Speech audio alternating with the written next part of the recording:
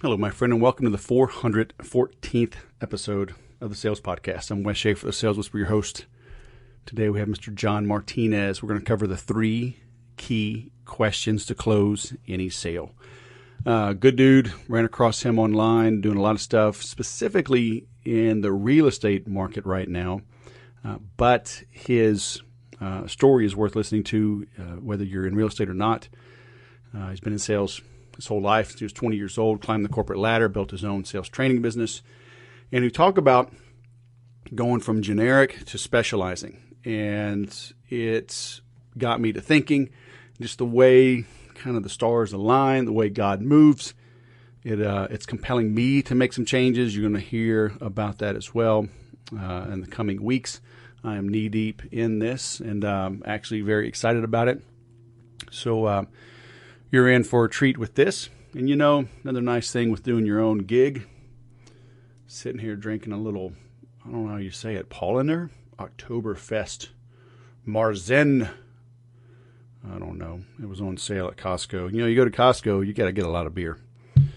So, did that to cleanse the palate after dinner. And now spicing things up with an old Bardstown friend of mine. Was in Kentucky, I don't know, a few weeks ago, brought this for me. Kentucky Straight Bourbon Whiskey, distilled and bottled by Willett Distillery. I should just create a whiskey podcast, but maybe I'll just merge the two. So, but you know, hey, that's the nice thing. Working for yourself, working from home. Jiu-jitsu is done. This will calm the aching bones. But hey, if you have aching sales, I've got some free stuff. Go check it out. Haven't talked about it in a while. thesalesagenda.com. Go get you that. Help you figure out how to take control of every sale. I'm working on the toolkit. So what's on my tool belt, actually. So I'm updating that for 2020. And it's an extensive change, an extensive update. So be on the lookout for that in end of November, early December. That'll be ready. And I'm literally listing out the tools that I use. Some of them I buy. Some of them are given to me in my role. People want me to try their stuff. Over on the CRM Sushi podcast, you know, I'm looking at new tools, and sometimes people will give it to me. But if I'm promoting it, it's legit.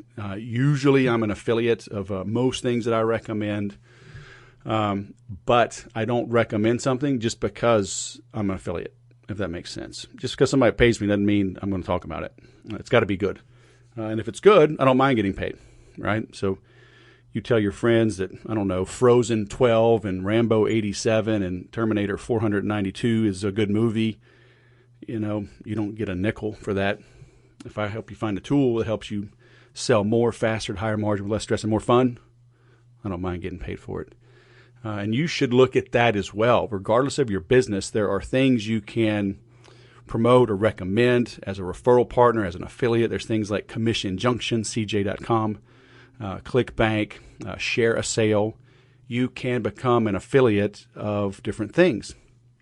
And so if you, I don't know, let's say old Bardstown, right? Maybe they don't make shot glasses. Now they probably do, but they could partner with someone. They could become an affiliate of a place that makes beer steins or shot glasses or coasters or whatever. Now, granted, they'll probably make their own, it's branded, but you get the point. You know, if you're the local chiropractor, you can have an affiliate relationship with the local, you know, GNC or vitamin shop or whatever, the local CBD place. If nothing else, have an online store at Amazon. Say, hey, here's the stuff I recommend. You know, if you're a chiropractor, you link to kettlebells or jump ropes or stretching tools, you know, even traction, right? Those inversion tables. So link to it. Okay, you make 3%, 5%, whatever. Just do it. Learn how to master referral and affiliate marketing. It will change your life for the better. And it works in any business that you're in. Okay. If you have questions about that, let me know. Because it changed my life when I got into the marketing automation business, started promoting tools like Infusionsoft, Entreport, Nimble, HubSpot, and now I help people find the best CRM. So check that out, bestcrmforme.com. It's a free quiz.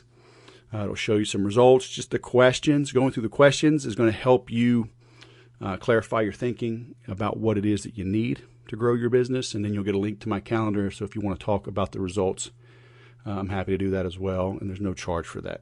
Okay. Best CRM for me.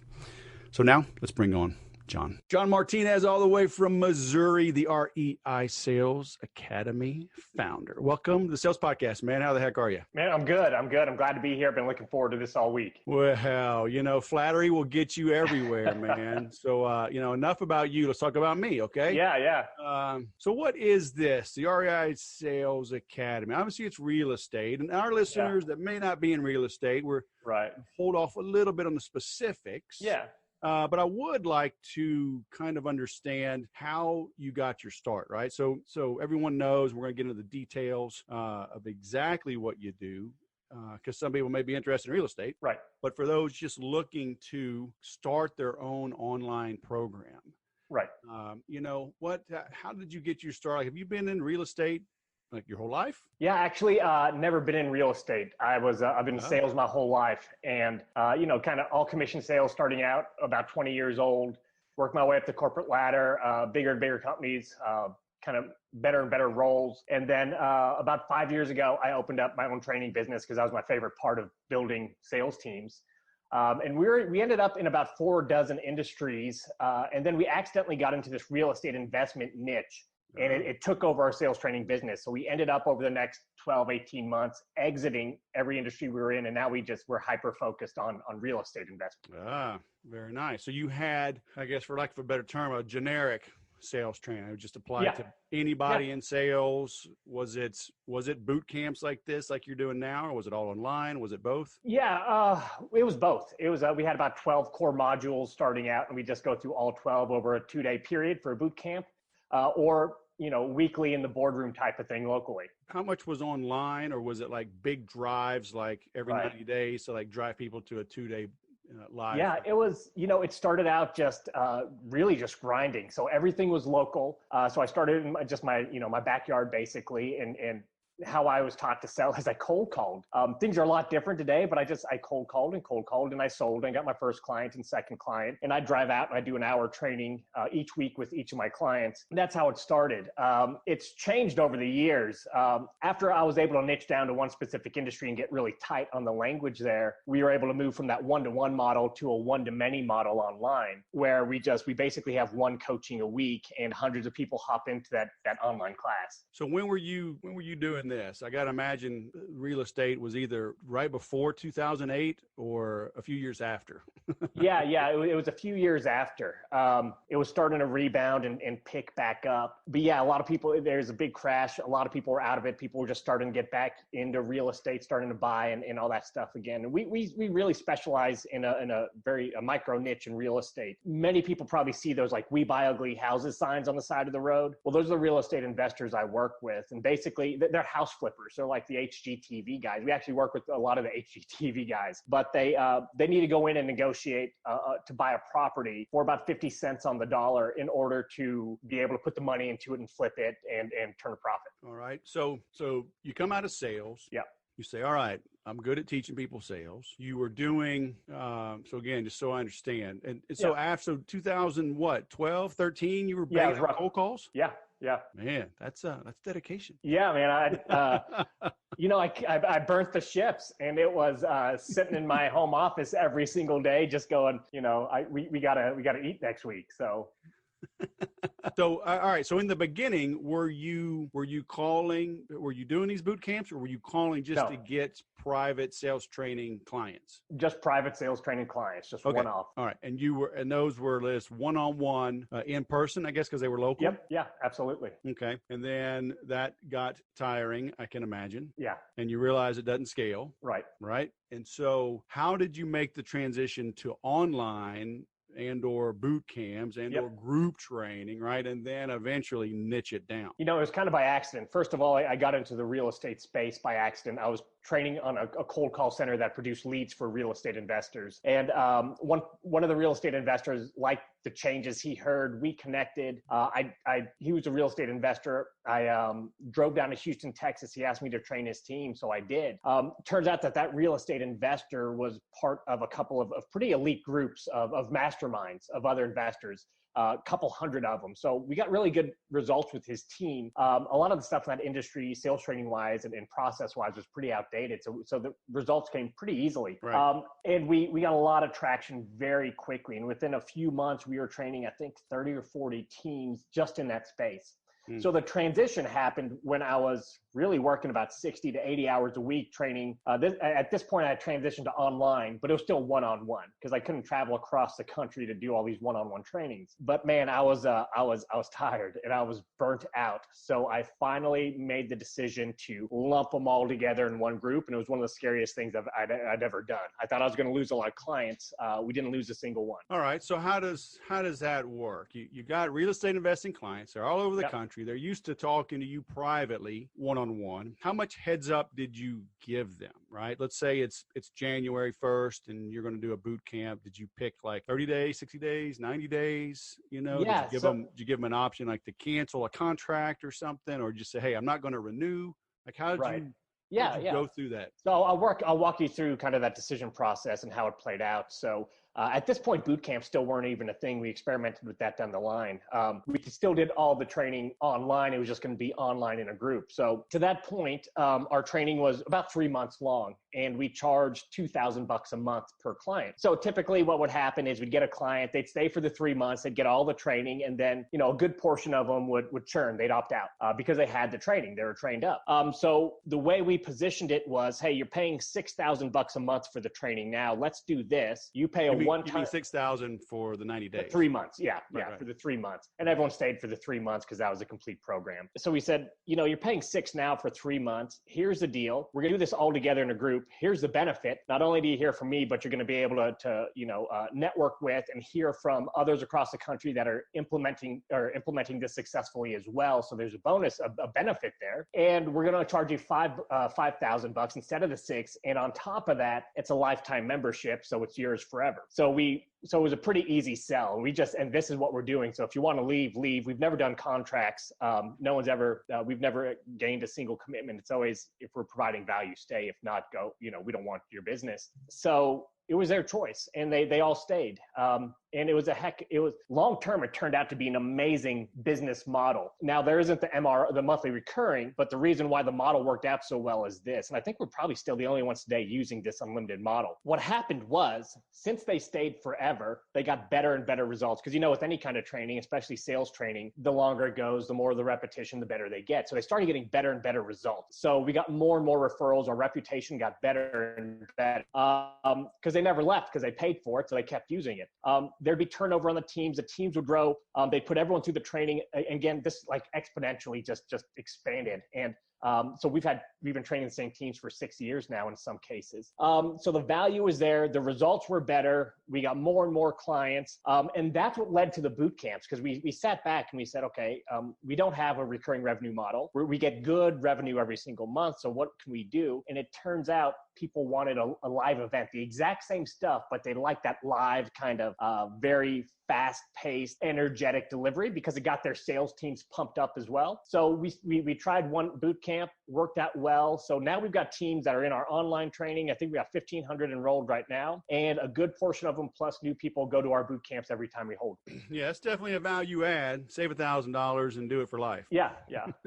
Now, did you find when you do it for life like that, I have seen some struggle with they need that conclusion, right? Like I need the diploma. I need that sense of completion. A 12-week program, a 90-day program, they feel like they've accomplished something. Yeah.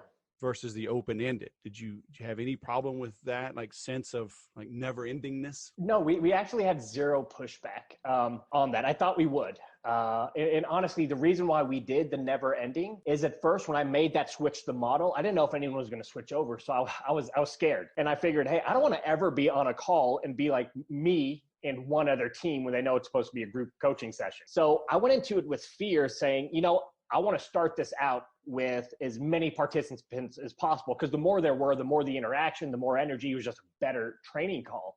Sure. So, maybe I just didn't know enough to be scared of them wanting completion, but no one ever has.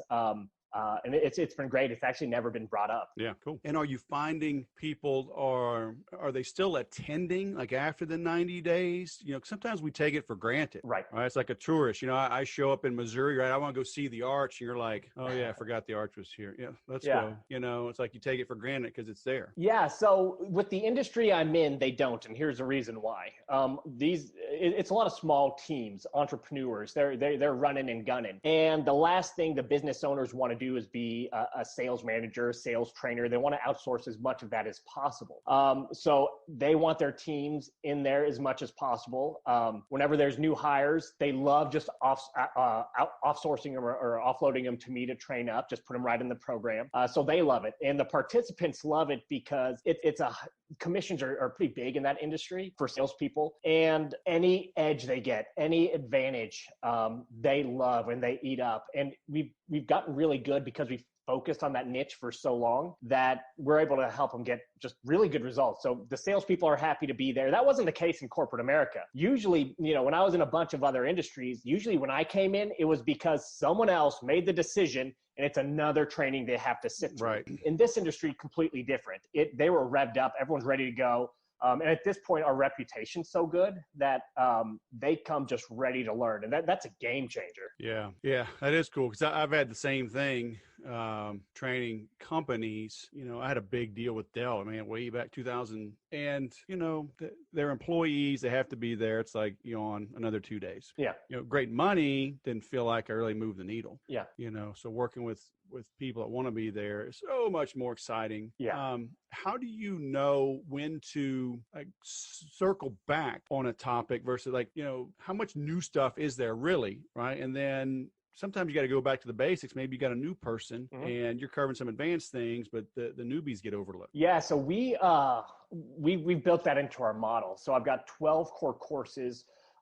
They build on each other, yes, but you can take each one as a standalone unit too. So we enroll people every single week, and whether they jump in on week 2 or 10, it doesn't matter because they can learn there.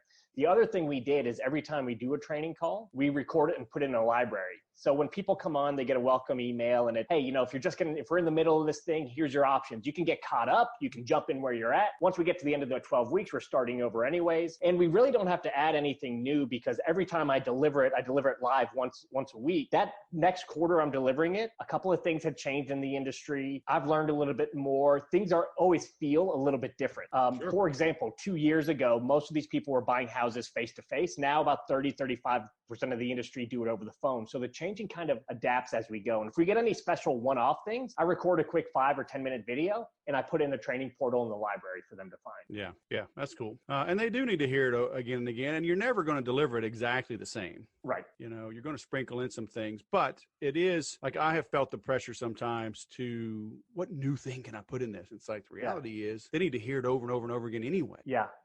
I take things for granted. I've done it for 22 plus years, but it's like I had to hear these lessons a whole bunch. Yeah. And that was a huge fear of mine as well.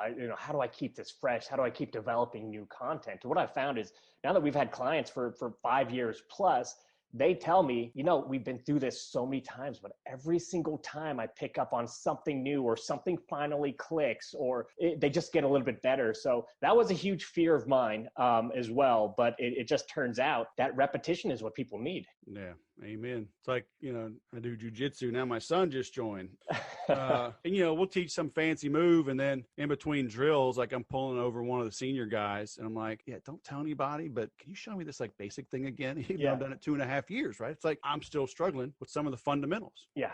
Because it's freaking hard, and people think they just one time do it once, master it. It's like nothing is ever, if it was that easy, then it would be a $10 million course, right? Yeah. It's you're just going to know it come on in, go make 100 million. But it's Right. not. And the fundamentals are where it's at in any type of training, any type of discipline. Yeah. So there's still deals out there, huh? Even as real estate has appreciated the last decade or so. Yeah, it's an insane business, but yeah, all over. I mean, we work with clients that are very small, 2, 3 to 5 person organizations that are doing 200 and 300 houses a year, flipping them, doing the whole thing. We work with 2 hedge funds right now that are buying about 3,000 plus homes a year across the country. So it's still big business. Wow. Yeah. So is the correction coming? Yeah, the correction's I need coming. exact timing and exact percentage and where to focus. Okay. Because look, I got 6 kids still at home. So look, whether they eat or not is depending on how you coach me right now. No pressure. Yeah. The correction is coming, but it's real estate. So whether, you're in an up or down market, there's always a way to make money. The thing is, you got to buy the property at the right price. So that's all we focus on, right? Depending on how the real estate market's doing, that's how you determine how you want to exit. Are you going to buy and hold it? Are you going to flip it? Are you going to rent it? What are you going to do with it? Right. But it doesn't matter where the market is. You still got to get the thing at the right price, which is as cheap as possible. So that's why we're laser focused on that. Because when you buy it cheap enough, you can be in a bad situation and still make a good amount of money. Well, that's kind of the setup, the arrangement, that I tell people, with my sales agenda. It's like, I don't want to overcome objections. I don't want to do all this crazy stuff. Yeah. I don't want to have any resistance, so it's all in the setup. How do I conduct myself? How do I set the appointment? What are the proper expectations? Otherwise, it's just too hard, right? Because you're gonna put in effort either before the sale or after the sale, right? I agree. So in real estate, it's better to sweat the details in the beginning. Yeah. So, I mean, we probably have the exact same sales philosophy. I mean, it's about relieving pressure. And the way I always put it is, hey, if you could just, knowing nothing about sales, if you could talk to one of your prospects and you could read their mind, everything they were afraid of, every, reason why they would do a deal with you, why they wouldn't. If you knew when they were getting uncomfortable, if you could see all that stuff, could you close every closable deal? And everyone goes, yeah, of course I could. I know exactly what to talk about, when to bring stuff I need to address. And I say, yeah. So if you relieve all the pressure in the situation, that's as close as you could come to mind reading, right? So we focus heavily on just relieving that pressure. Cause it is you're talking about buying a $200,000 or $300,000 house for $100,000. And you gotta do that. That negotiation is completed in usually 45 to 60 minutes in a first time visit. Right. So you're talking about relieving pressure. And I want to make sure I understand and listeners understand. Cause on the one hand, it's like, I want to put my prospect, not necessarily put them under pressure, but I want them to recognize their exposure. Yes. Right. So a lot of times they just may not know. Yeah. But what you're talking about is finding someone that is under pressure, that is under great duress and saying, hey, I've got a way out for you if, take me up on this. So is that what you're talking about? Yeah. I mean, so there's, there's 2 types of pressure. One is whatever their motivating factor is. And in this industry, it happens to typically be distress. Sometimes it's something else they'd rather be doing, or there's some picture perfect situation out there they'd like to get to, but oftentimes it is distress. And in order to walk through that deal and talk through that deal, you got to talk to them. You got to ask them questions. You got to get answers. And there's not going to be any answers, not going to be any conversation unless you say, no pressure, right? Unless you can relieve it, unless they don't feel any pressure at all. That being said, when you have that open and honest conversation, yeah, absolutely. You're going to dive down into their motivation. And the deeper you get into it and the more personal it gets, the more urgency they're going to feel to take some type of action, the more real it gets. Right. How easy or difficult is it to reach these folks? Because this is technically, I guess, this is B2C. Yeah, right? It is. Absolutely. Okay. So is it harder to reach people nowadays? Is it easier? Can you text them? I mean, everything under the sun, all the normal stuff, cold calling, SEO, pay-per-click, text message marketing, email marketing. Now we're getting into stuff like geo-fencing specific homes, IP tracing. Most investors throughout the country, as far as lead generation goes, per deal, they're spending anywhere from $5,000 to $10,000 to find a deal. If you're just talking about prospects, they're spending probably between $100 and $500 per prospect just to talk to. Wow. So it's a little bit of an effort. Yeah. Yeah. So I guess it takes a little money to make money, huh? Yeah. I mean, like any business, you can grind it out at first, but once you start to scale, you got to automate and put some systems in place to really multiply your manpower. So is it the old 5, 10, 12 touches, to make that sale? Are you softening them up with direct mail, with text messaging? I mean, like with everything. Oftentimes investors will go in there and there'll be a stack of postcards and mail on the table sitting there. Yep. And there might be 20, 30, 40, over the last mailers over the last 5 years. Right. And this is on top of, the cold calls and the emails and every other way, and social media and every other way they're trying to get in front of people. So there's usually a lot of touches, but once they make the decision to start entertaining offers, that goes really quickly.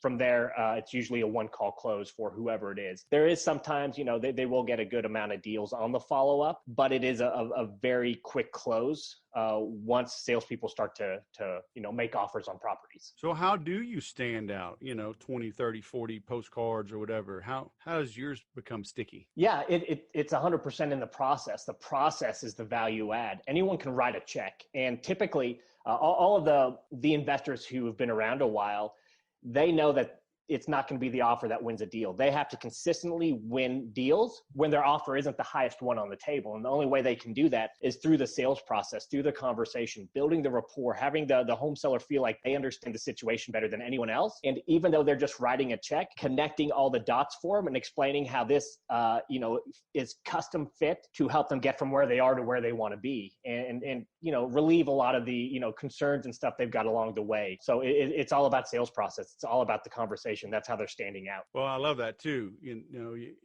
got to win deals without always being the highest, because it's in reverse as well. Like, I want to win deals without cutting my price. I want to be the highest priced provider and win deals. Absolutely. So how would you say, what can our listeners, how can they apply this lesson, in reverse in a B2B scenario? Yeah. So, I mean, I kind of cut my teeth on B2B. And again, it's going to be the process. I mean, the way you need to think about it is think about going to the doctor, right? If you or a family, let's say a family member has some serious illness, and maybe their life is in jeopardy or their way of life is in jeopardy, would you take that family member to your everyday general practitioner, or would you take that family member to a specialist? Well, 99 out of 100 times, if not 100, people are going to say, well, I'm going to go to a specialist.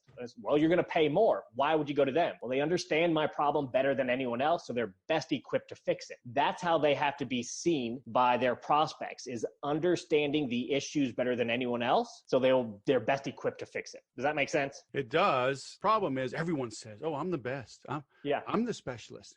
Usually they're just a knucklehead. Yeah, right? You have to show it. How do you show it? The quality of your questions. I lean a lot on the old spin methodology, right? And Huthwaite study years ago, 35,000 sales calls over 12 years, right? The only thing that really was a predictor of sales success, the only thing that made the top 1 or 2% stand out above anyone else was not closing strategies or techniques. It was the types of questions they ask and how many they asked. And Spin had 4 questions. We've really simplified it to 3: problem, impact, and picture perfect. So we focus on impact and picture perfect, really just, where are you at right now, or what's the problem? Why are we even talking? And what's the impact? And we drill down on impact and we figure out how it's impacting that person on a human level, what they think about what they're doing, where they're trying to get to, that type of stuff. And then picture perfect. Hey, if everything works out perfectly, what's that look like, and what does that actually mean to you? And when we get very granular like that, and we help them, paint that picture in their head from where they are, where they want to be, exactly what the implications of staying or going to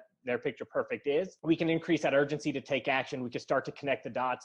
They feel like we understand better than anyone else because we would understand better than anyone else. The better questions you ask and the more of those good questions you ask, there's no other outcome than understanding better. And if you understand better, then you can put together a better solution. Or even if you can't put together a better solution, you will be able to explain it in such a way that feels better, that is more comprehensive, that connects more of the dots for the prospect and puts them into position to take action and feel comfortable taking action with you. I always say it's the questions, and I use the doctor analogy as well. So good stuff, man. So I think I need to get into real estate investing. You told me. Was this a surreptitious way to land a new client? Is that what you're doing here, man? We're doing okay with clients. I always take more, right? Love taking clients. But we actually, this is really funny, but since I'm a sales trainer, I actually don't do much sales for our clients. We really we've been able to build a lot of our sales process into our content marketing in all the front end stuff. So by the time they speak to a human, we take no calls longer than 15 minutes. And then that final call, they've already committed. And we just say, what final questions do you have? And then they get an email where they're going to sign up or not sign up. And we close 90% of those over the email. So we do a lot of our sales process, but we've been able to use technology to automate it in the front end marketing. So by the time they get to us in the funnel, we actually don't sell at all. We answer a few questions and they're ready to go. Yeah. Well, it's funny, man. I'm the same way. I don't want some long drawn out call. People are like, tell me more about what you offer. I'm like, really? It's like 410 podcasts, 2 books, right? I've had this website for 13 years, 1,200 pages. Like, you don't know what I do? It's like, yeah. All right. I've either done a horrible job or you just have your head in the sand. Right. But unfortunately, not every business has, can put out that type of content that you put out and really nurture an audience over time. Some real estate, right? There's no time when they make that decision and they call you. You don't have 6 months to warm them up. It's, I'm going into the property, I'm going to buy it. And if I don't buy it, someone else is coming in behind me to do it. So right. It's kind of funny, in some businesses, you can move the sales process into some of the marketing, and others is still hardcore. I hate to use the word hardcore. I think that gives the wrong spin, but it's still just, you have a conversation and you're going to do the deal or not. Right. Yeah. I know I'm on track when prospect says, well, how do I get started? Yeah, absolutely. Because I hate selling, right? I don't want to jam them and negotiate. I'm like, good grief. I'd rather just win them over. Yeah. But you're right. I mean, when you own your own business, you can put those things into place. But, even if you're an employee, you can not act like everyone else. Exactly. Don't be that cheesy, pushy sales guy. And yeah, don't ask them, hi, how are you? How's the weather out there? Did you see the game last night? You a Yankees or an Astros fan? American League or National League? It's like, oh my gosh, why did I answer this phone? Yeah. Yeah. So, very cool, man. So where can people learn more about what you're doing if they want to join your boot camp? Yeah. So MidwestRev.com. That's Midwest REV is in revenue. And we've got, I think, 100 or 200 free training videos and all kinds of resources on there. A lot of them are agnostic too. So if you're not in real estate, we've trained hundreds of teams using that same stuff. So if you're a sales trainer and just want to see how we do it, awesome. Or if you are a business owner or salesperson, just, want to see if our stuff resonates, then jump on there. There's plenty of free stuff. Right. Very cool. So MidwestRev, REV.com. All right. We will link to that. Cool. I love the problem impact picture. Perfect. Good stuff, man. All right. Did I miss anything? No, man, good conversation. I enjoyed it. Nothing I should have asked. Are you sure? Going once, going twice? I'm sure. All right. Very cool. Well, John Martinez, all the way from Missouri, man. If you ever come to California, let me know. I hear you. You have a good one, Wes. All right. You too. Bye. I love it. Burn the ships. Learn from our mistakes. Will you? The cold calling, the grinding it out, the local events. Maybe you do have to get started that way. It doesn't have to be for long, though. You do need to speak to people. You do need to dial in your offer. And the best way to do that is through live webinars, through face-to-face conversations with people. But you don't have to do it forever. Okay, find your niche, dial it in, perfect it. Go a mile deep. I represent other tools like HubSpot now, Nimble, Entreport, ActiveCampaign, Pipedrive, yada, yada. But I went 10 miles deep on Infusionsoft. Okay, got started with them in 2008, wrote a 700-page book alone in 2012. All right, it wasn't until they started stagnating, and in 2014, I branched out into other platforms. But I still sell Infusionsoft, still sell that book with a co-author now. So, yes, I did not go into an industry niche, but I niched on one product, okay, with working with super small companies, 1 to 5 or 10 employees. That became my niche. Now I'm going to be branching out into the high-tech world because that has been my background really since 1988, entering the Air Force Academy.